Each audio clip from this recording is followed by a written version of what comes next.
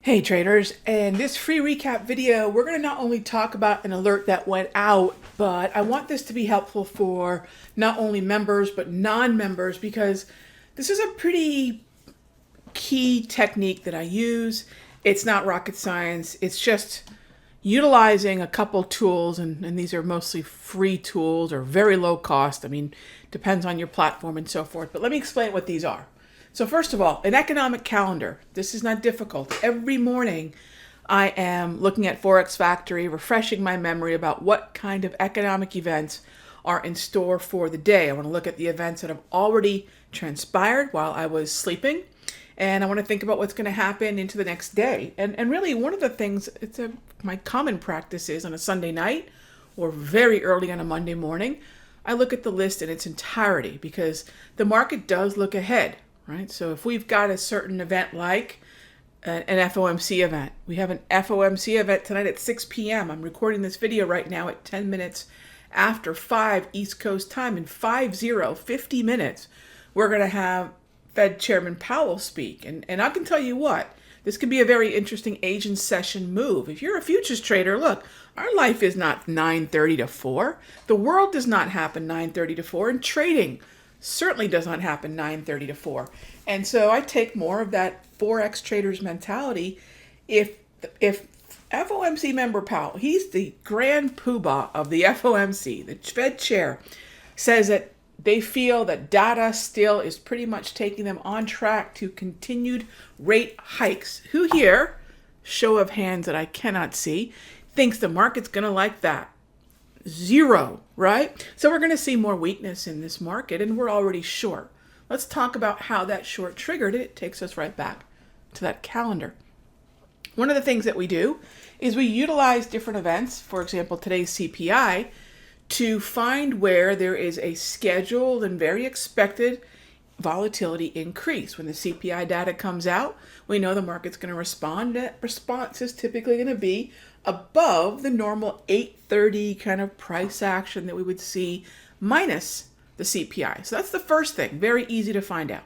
The second thing is how much could the market move, right? And those are things that are, this is where I get into kind of low cost tools. And that is using something like the Autochartist to understand, all right, if the market's going to move between 8 and 9 a.m., what is the expected price movement range? Gang, the tool that I'm using here, I pay for. In fact, the price that I pay is twice what actually the deal that I got members. You don't have to buy this.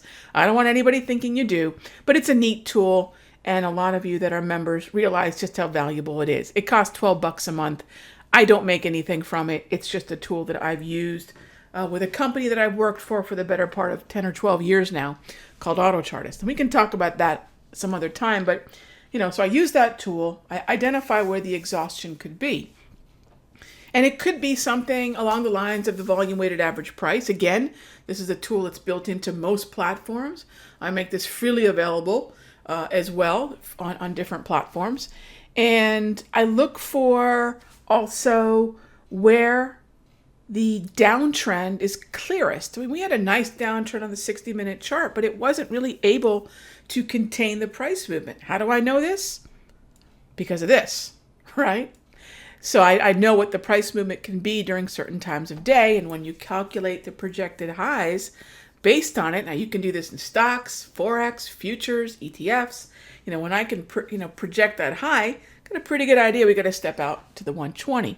And this is ultimately what went out as an alert to members. In fact, all 4 of these did.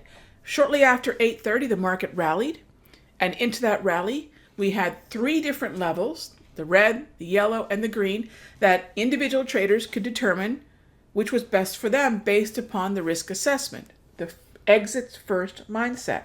Knowing that the stop was going to be placed just above the green line, the closer you are to the green line in the bounce, the lower your risk, which means within that wide range, everybody in the room had a different tolerance for where they were willing to get in. Some folks got in at the red, other folks got in at the yellow, others, and this is what I recommended, got in between the yellow and the green. That yellow-green zone is really going to be your lowest risk zone as opposed to the red to yellow zone, right? They're all valid.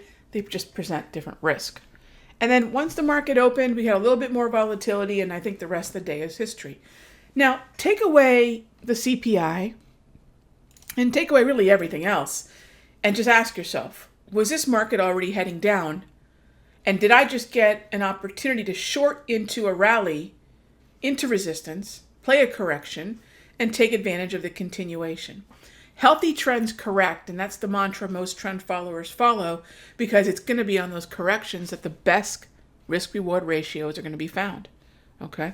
So utilize those economic events on the schedule. Find out what kind of volatility they could create. Find a time frame that that volatility could create a correction on, and that's exactly what we did today in the Simpler Futures room, and I wanted you guys to get a sneak peek of it and also see how we do it. I mean, this is not, and I'm very transparent both in the room and here with folks that are not members about how we do this. That is exactly what we did. We spent a whole lot more time talking about some of the nuance and order types, but I really do want everyone to be able to benefit from understanding the value of waiting for corrections within the context of a trend and pouncing on it when there could be exhaustive volume. So hope that was helpful, and I'll see you in the next update.